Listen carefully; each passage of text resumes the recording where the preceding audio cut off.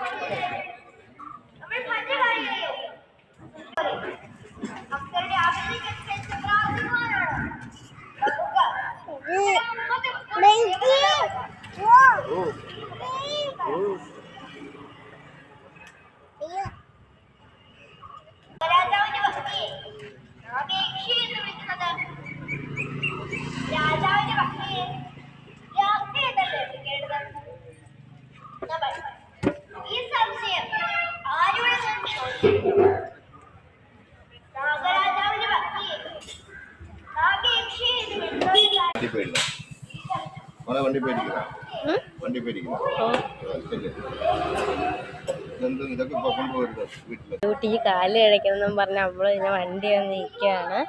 അതുകൊണ്ട് നല്ല ക്ലിയർ ആയിട്ട് കിട്ടുന്നില്ല, പുകയൊക്കെ ആയതുകൊണ്ട് അങ്ങനെ ക്ലിയർ ആയിട്ട് കിട്ടുന്നില്ല.